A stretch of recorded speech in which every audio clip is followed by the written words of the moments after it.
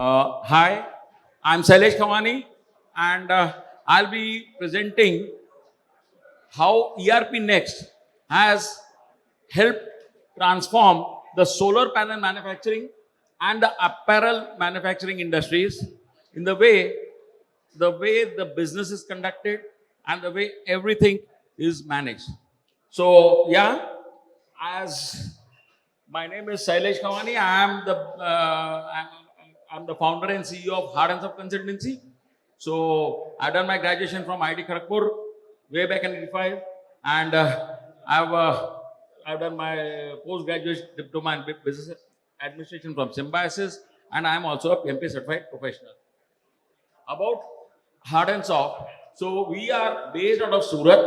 We also have a presence in Mumbai, and we have a team size of around 50 odd people, and our domain.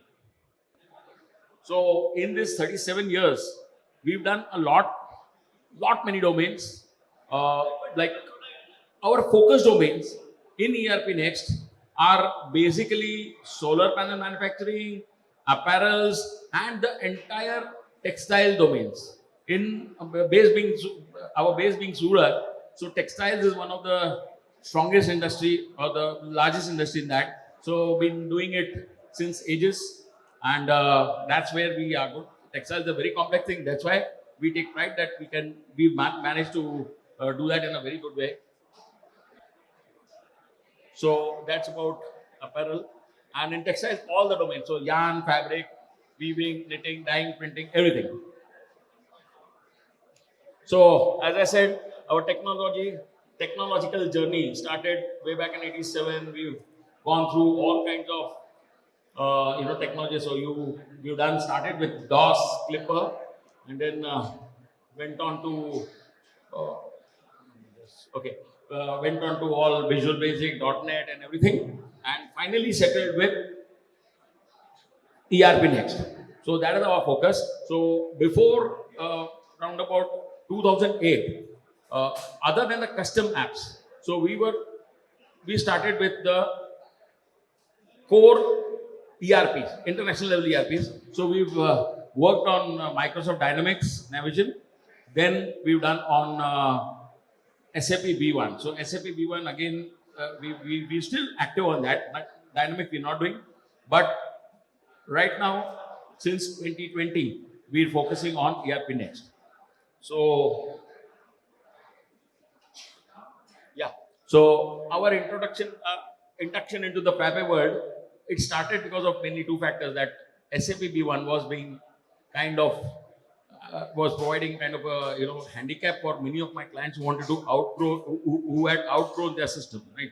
So what the limitation was that SAP B1 only supported, or rather in a big way, the core modules, that is sales, accounts, purchase, production, and all that. The other modules like CRM and then HRMS and the customer portals and all that, that was not so. Everyone had to use basically third-party applications, and that was a big limitation. So ERP, by definition itself, should be that all your applications should be focused on should be based on the single platform. So you have all cross data references and all that, right?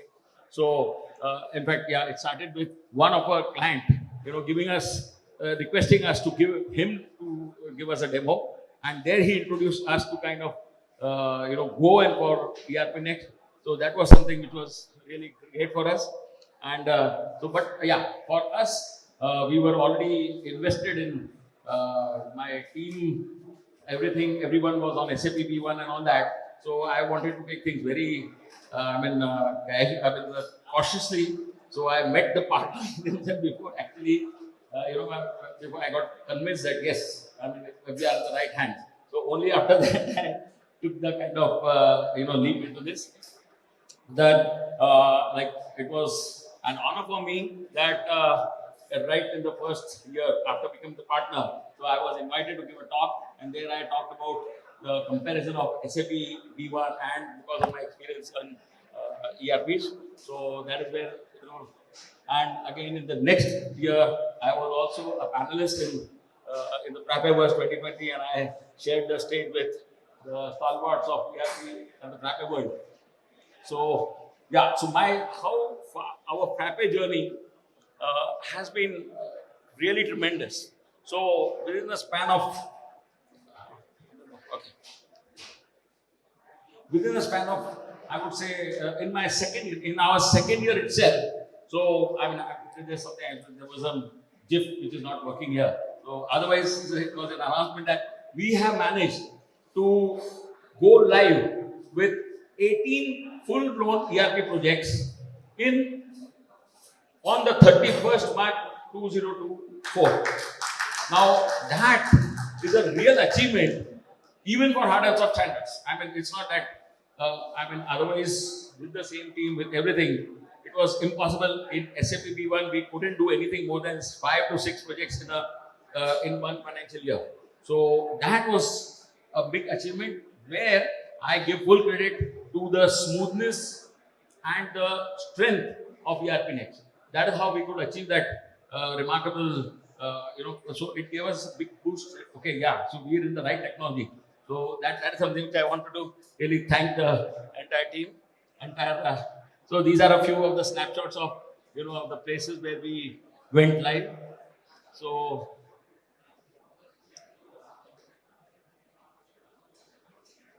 yeah, so these are all the clients that went live on this. And yeah, now I'll start my main presentation. That is, I'll talk about the solar panel manufacturing industry. So basically the case study of the company, I'm not revealing the name due to certain reasons. So it's a public listed company established in 2015, and they are into manufacturing of solar panels. Earlier, they were using SAP Business One.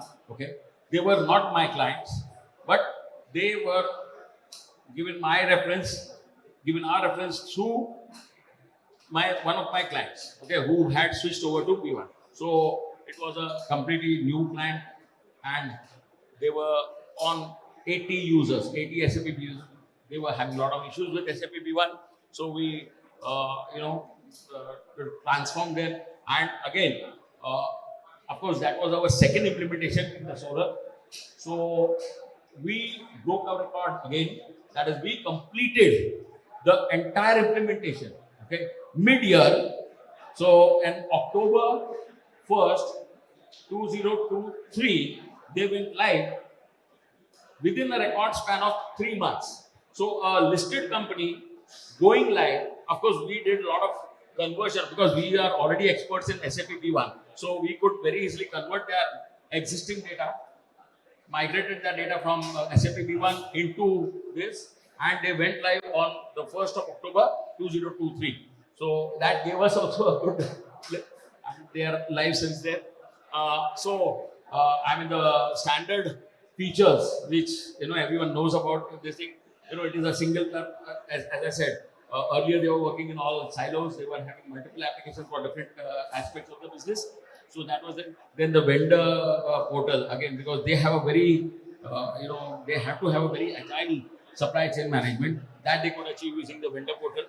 Then for them, it is mandatory to track the entire, the entire raw material, the batches of the raw material, right from the RM stage to the finished goods stage.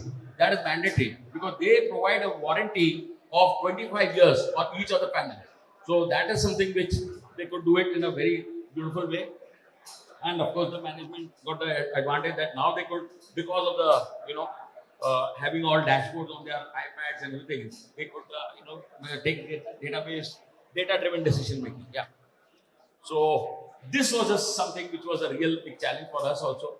And what we had to, our goal was to capture the live production data. Now the challenge in this industry is they are having multiple lines. Okay, multiple lines meaning let's say there are 5 to 6 lines. Where the panels are produced, they are all automated, robotics and everything. And using that, the entire production from all those 5 lines or 6 lines finally converges to one stage at that the final stage, which is called, they call it as a testing stage. Okay, sun testing, they call it. And in that stage, the gap between one panel, one module to the other module is less than around 8 to 10 seconds. So within that 8 to seconds, the production had to be logged, all the stocks had to be updated, batch wise and everything. That was a very big challenge, right?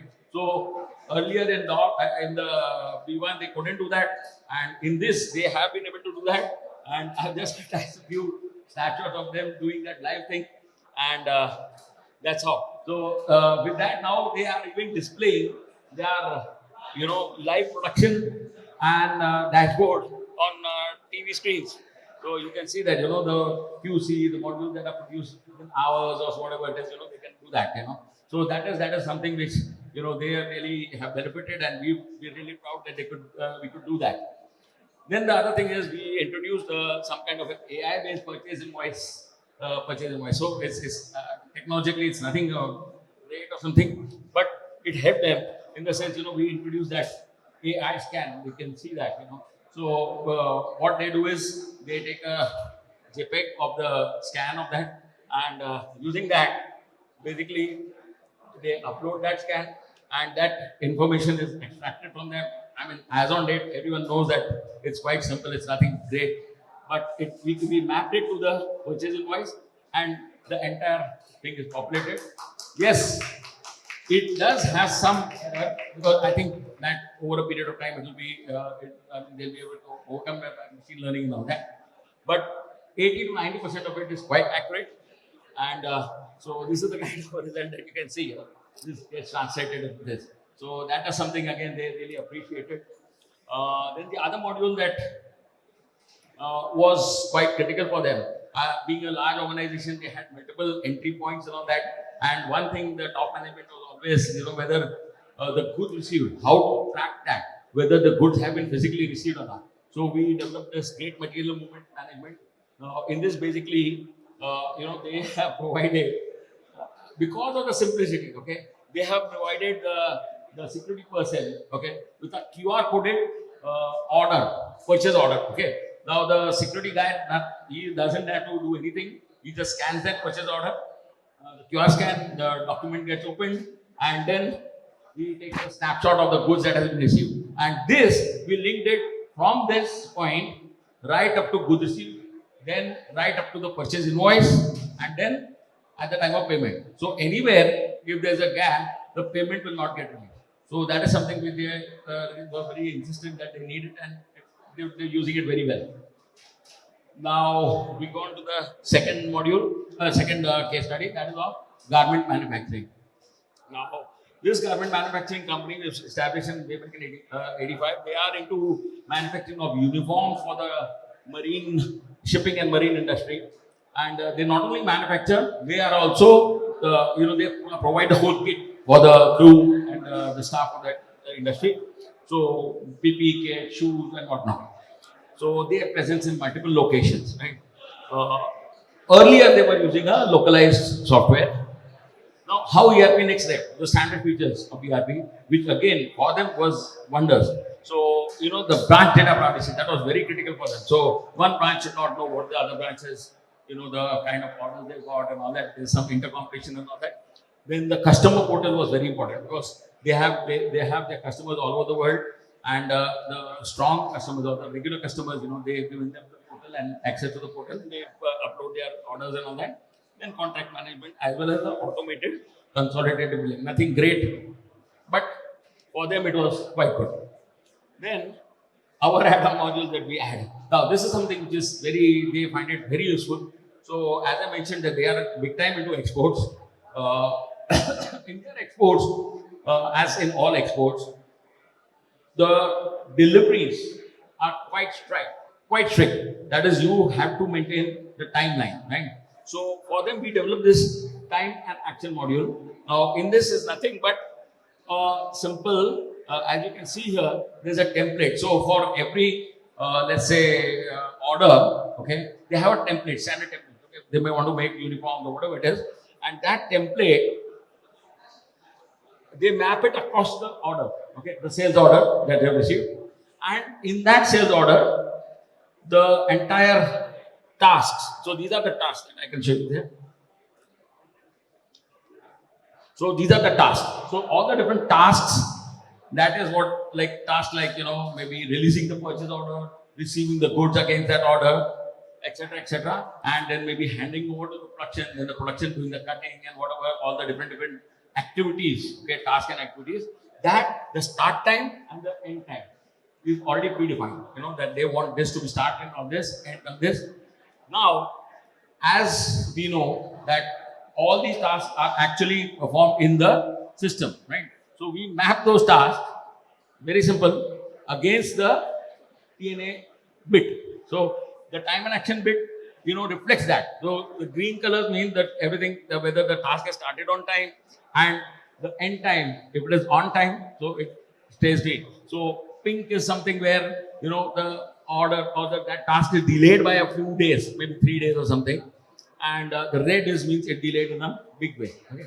And there it shows the status. So status green meaning task is done, completed on time. Orange means it's not yet, not yet completed. That's the WIP. And red means it's not started as yet. Okay? So that's how they at a single point. Yeah, even at the end of it, here we introduce the list of activities or list of transactions against each task, right? So it's a purchase order, so they may have to release multiple purchase orders, right? So all that is reflected here. So in one screen, they get the entire view of this particular order as to where exactly it stands. So that is something which are really useful for them. Then inter-site transaction transfer. So we have a transaction transfer intercompany, but it happens within that. So due to certain reasons, they have a separate site, that is Frappe site, and we developed a system where a sale of one will automatically become the purchase of the other. Now that was very useful because otherwise everything was being duplicated. So that is where this, as you can see, the site here. So sales invoice, it gets, we've created a integration request kind of thing, and this gets into that other side. There one single import. Now this again we've made a cron job. So just for sake of putting it across, we've shown it that manually also can be done. Otherwise, a cron job does it at a regular interval. Right. So that's it. So that's it. Pressing button. Thank you.